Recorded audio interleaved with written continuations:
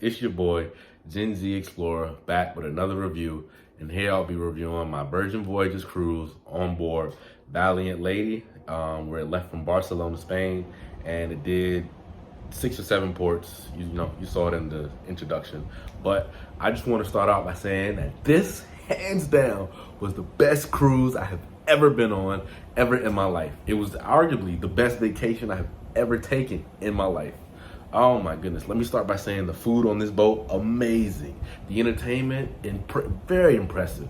The ports you visited, insane. I can't even describe it, honestly. Anyways, let me get back to my review. Let me calm down. So I'm gonna start with day 0, what I did. I flew into Spain, Barcelona, Spain, the day before we left. We left on a Sunday. We leave on a Sunday. I flew in Saturday morning. I checked into my hotel and I took a little nap. I walked around for a little bit, then I took a little nap. Afterwards, I woke up and I walked around just to see what was happening. And I stumbled upon this huge festival that I didn't know was happening. And I saw this Arc de Triomphe, kind of like the one that they have in Paris, but it wasn't as big. But I stumbled upon that. Afterwards, I went to find something to eat. Don't remember what I ate, doesn't matter.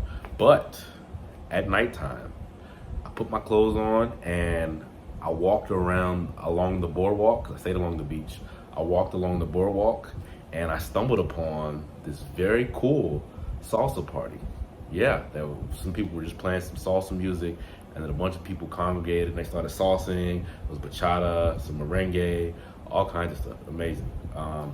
After the salsa party, I then went to a section of Barcelona called Barceloneta. Don't know what that actually means, doesn't matter, but I did manage to go into a few clubs. I went to an ice bar, wasn't that good. I went to another club, it was very packed, very lit, and this, that, and the third. I had an amazing night. I stayed out till about 4 in the morning and just danced the night away and stuff, and drank, danced, all that nonsense. So yeah, that was day 0. Oh, then I woke up the next morning, had a paella. It was a really big thing in a pot and stuff. So yeah, then I went to the cruise ship. Okay, so now I have made it to the cruise port and I'm looking at the cruise ship. I'm like, wow, this ship is amazing. My favorite color is red. I'm seeing the silver they got with it. I'm looking how tall it is and the sunlight's beaming. I'm like, this is a beautiful scene. I just stood there for about 20 minutes. I gave them my suitcase to put on the, near my room. And then I just stood there for about 20 minutes, just admiring the view and all of that stuff. So yeah, then I walked on the cruise ship. Now, as soon as I stepped on the cruise ship, I said, okay, this is a little different. You know what I mean? I was like, all right, I feel good, but this is a little different. So I took my bags to my room. I was staying again in the inside a room with no windows, 2 walls, not 4 walls, 2 walls inside like this. It has a bed and, just a room for a chair. But yeah, the room looked amazing. I was genuinely surprised and genuinely shocked as to how amazing the room looked. And they had a fun little safety video for you to watch, which was also cool. So once I set my stuff down, afterwards I set my stuff down in my room, and what did I do next? Oh yeah. I ran up to the top deck to get in the hot tub, that's what I do. I get in the hot tub when I first go somewhere, just to meet people, see what's happening, just that and the third and whatnot. So yeah, I ran up to the hot tub, and as we were sailing away, it's time to sail away now, they were giving out free champagne. I was like, wow, this is amazing. And there was no limit to what you could get. You could just, if you saw someone with champagne or one of the staff with champagne, you just grabbed it. You can grab 3 cups if you want to, or 3 glasses, and just drink, and this is the sail away party. On top of that, the music that they had and the surround system, at this point, I knew this was probably going to be the best vacation I have ever had in my life, right? So I enjoyed that for about an hour, and then at this point, the sun's going down.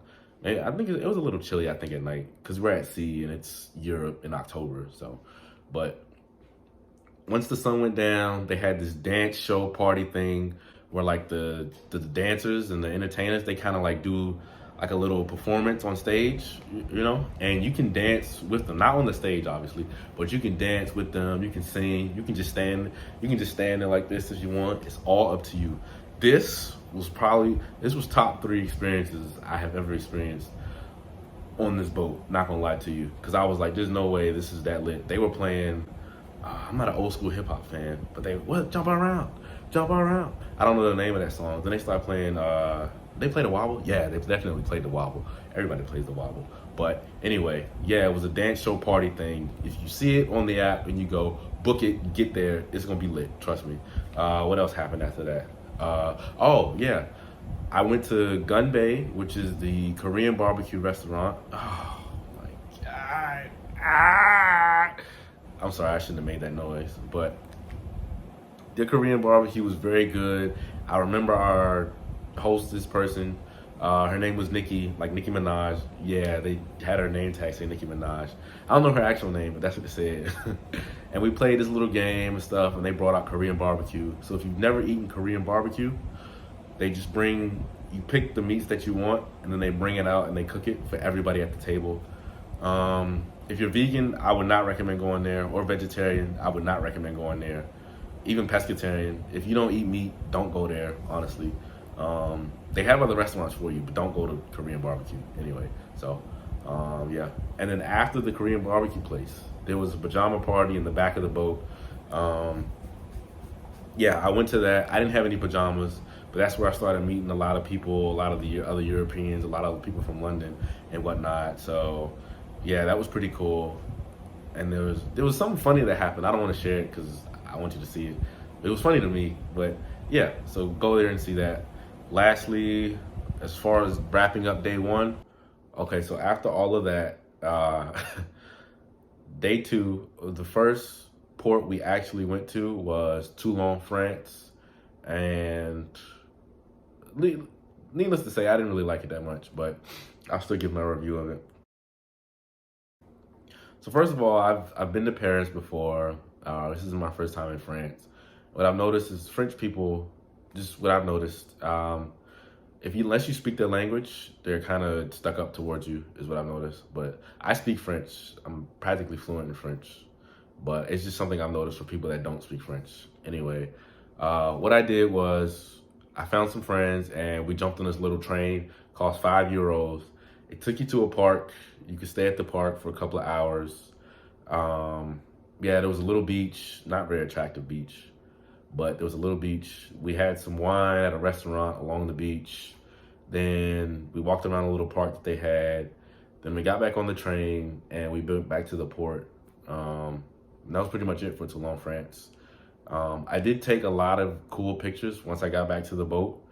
Yeah, it was a very beautiful view of the port, very astonishing view of like the boats and the marina and whatnot. So I hadn't seen anything like it. But anyway, once I got back on the boat, I did manage to make out with a beautiful black girl.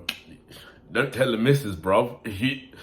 Anyway, once I got back on the boat, I went to the Sun Club Cafe, which is open from 12 to 4:30, and I had the best poke bowl you could possibly think of. Listen. The rice was cooked to a perfect softness to where it wasn't too tough, wasn't too soft, where it just melted in your mouth. The chicken breasts were perfectly sliced and they were still juicy. And you could put, was it tuna or salmon? One of the fishes in your poke bowl along with that. Not to mention the veggies were perfectly sliced. On top of that, the sriracha sauce you were allowed to pour, that makes it a little bit spicy.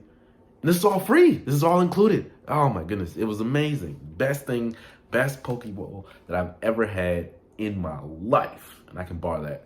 Anyway, what was next? Sorry, I gotta look at the food. Oh yeah. That evening I went to the Mexican restaurant called Pink Agave. I had, for an appetizer, I had some corn and some shrimp. And needless to say, when they brought that corn out, I was expecting it just to taste, like any old corn. But oh man. Whew. I didn't know you could make corn taste that good, honestly. I didn't know that was possible. The way they buttered it and the way it was creamed and all of that stuff, I was like, this is insane. There's no way something this delicious actually exists and people don't know about it, right? Next thing you know, I had some shrimp that was cooked perfectly. The sauce was amazing. It was cooked to the perfect tenderness. I also had some enchiladas, sorry for all the people that speak Spanish, enchiladas. I also had some enchiladas. I don't know if I'm saying it right. Anyway, I had some enchiladas and they were amazing. I was like, my goodness. I can't really describe how good they tasted. Because normally enchiladas are too soft or they're too crunchy. But these enchiladas were perfect. They were perfectly sized. The chicken and the beans and rice inside of them. Nothing was falling out of my enchiladas. Everything stayed in as I bit it. And you just had so many flavors in your mouth. Pause, no homo. You had so many flavors in your mouth, and it was just amazing. After the Mexican place, I went to the club again that night, and yeah, I'll just let the footage speak for itself. Yeah, here I go. Yeah, so I got to the club, and they were pretty much playing, you know, a mix of different songs. They were playing some reggaeton. They even had a little performance by the crew. The crew got up on stage, and, you know, they showed us a little show, as you can see here. I'm talking over the video because I don't want to get any, you know, copyright issues, this, that, and the third. So, but yeah, I really like the show. And notice, I mean, a lot of people are standing up. There's nobody really sitting down, which, you know, that's my favorite part, honestly. I'm sitting in the back of the club, but yeah. Let me see, next clip. Yeah, I recorded this because they played my favorite Brazilian song, Bola de Bola. Yeah, maybe I'll put a link to that. I don't know yet, but oh yeah, then they brought out the parachute thing. Yeah, everybody remembers this from gym class. Oh my goodness. So I was super excited, super happy about that. And again, everybody's, you know, ranging from 21 up to 91. So again, this is for people of all ages. So yeah. Yeah, then you see me recording right here. Dropped my phone actually. Yeah, luckily there were no scratches. So, but yeah, we had an amazing night. Hey, let's go, London. Hey, English cigarette. Hey.